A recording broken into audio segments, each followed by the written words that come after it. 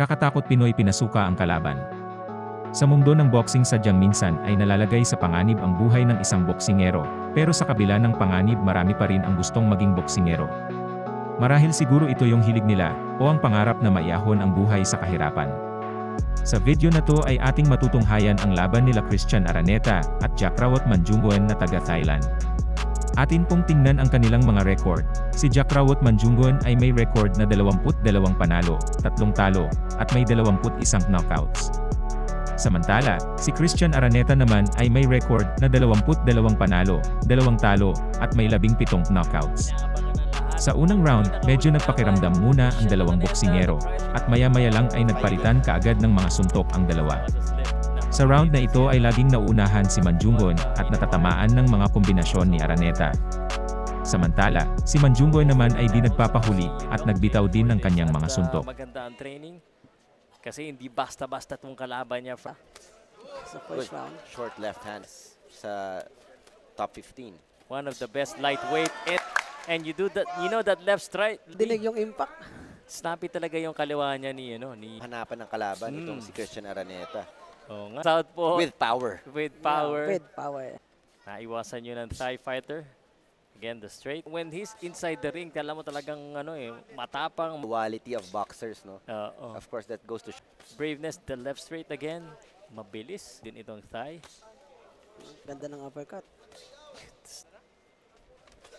But hindi natin alam, the Thai fight. So is just trying to measure up the power and yun, nag-a-adjust siya. Sa pagbukas ng ikalawang round, sa round na ito ay naging technical ang laban. Bawat boksingero ay ingat na ingat sa pagbitaw ng kanilang mga suntok. Tinatarget ni Araneta ang katawan ni Manjunggon. Si Manjunggon naman ay di masyado makamay at halos di niya matamaan si Araneta. Yung Thai fighter, ba't napunta doon agad si Araneta? Sidestep and then the Muscle memory. Kumbaga yung drills na... Another body shot. Nung straight na yan. I've seen that many times. And the Thai fighter should watch out for that left straight. Ganda din ng kanilang glove, no? Vertex.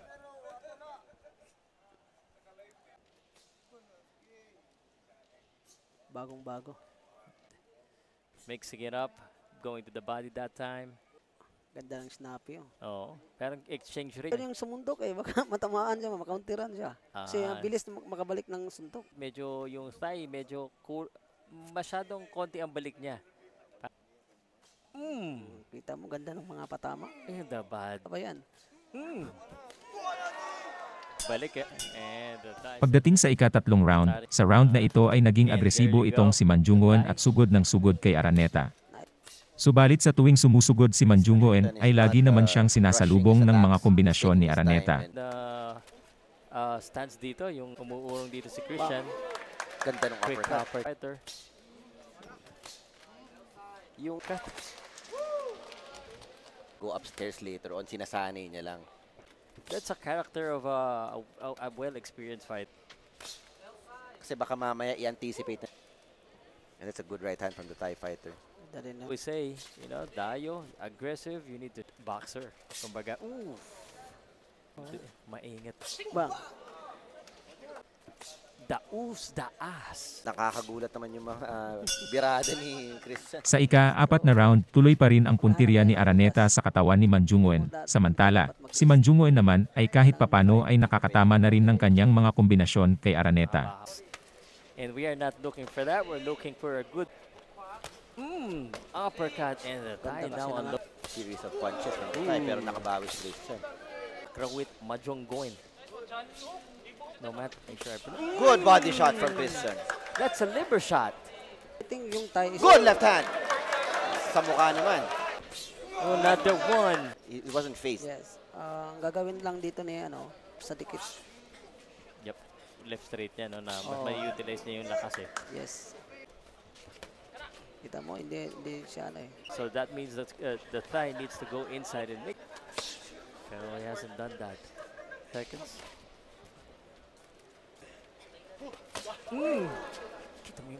And Christian is very consistent with his jab.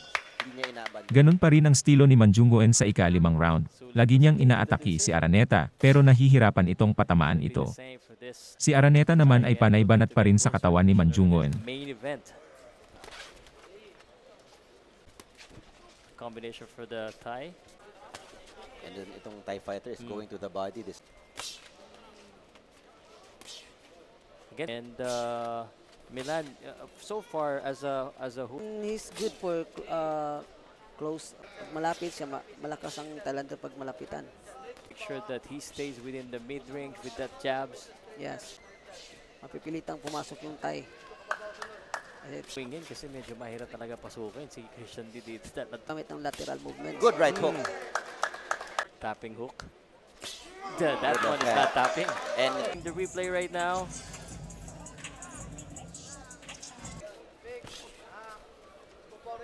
So we've been the footwork and the defense of Christian, the Thai fighter, hard punches of Christian Araneta, but let me also acknowledge an advantage ng Thai fighter. Good. Left to the body. Sa pagbukas ng ika-6 na round, sa round na ito ay pilit pa ring makatama si Manjunggoen kay Araneta, subalit baliktad ang nangyayari, siya pa rin ang tinatamaan ng mga kombinasyon ni Araneta. nila pag nag-jogging sila.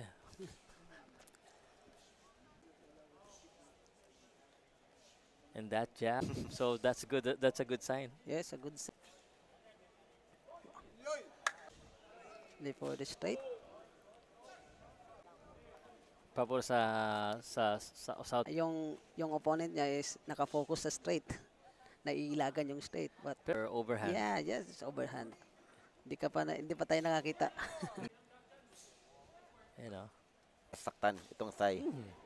But that was a good short right hook. Mix it up Ganda. there.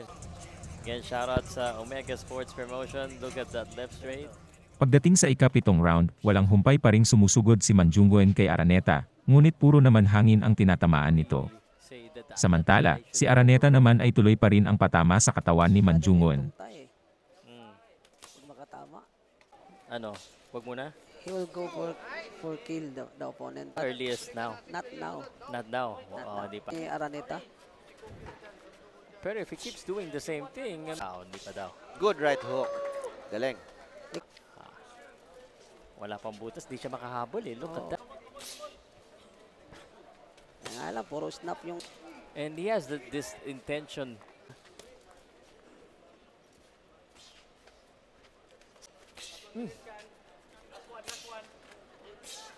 I don't know. Kung mahirap itong i-disarm ng bomba na to. Mahirap. Something special about that left straight. Iba yung tunog. Diretso. Hindi makapasok talaga. sidestep. Christian Araneta dissecting the Thai. Oh, look at that. So pretty. Sa ika-8 round, halatang desperado na itong si Manjunggoen na gusto talagang makatama ng isang malakas na suntok kay Araneta. Si Araneta naman ay mautak rin at lagi niyang inuunahan si Manjunggoen at laging may counter sa bawat bitaw ng He's the one kalaban. moving forward, but still Christian is the one utilizing the whole canvas and the counter. But when he's backing up, he's trying to set up again a counter. Ang talander. Right advice, easier said than done against Christian Araneta. Hindi niya papasukin. And yung Thai fighter needs Sacrifice. Yung huli. Defense. Defense, attack, and sacrifice. Wala ka nang ibang choice. You know, this is what separate, yung talagang courageous in you. Punishment. A lot of punishment. Even you don't brawl. So if it's for you, I'm just gonna risk it. Go inside. putting himself in a position to be successful. So this is about 10 seconds.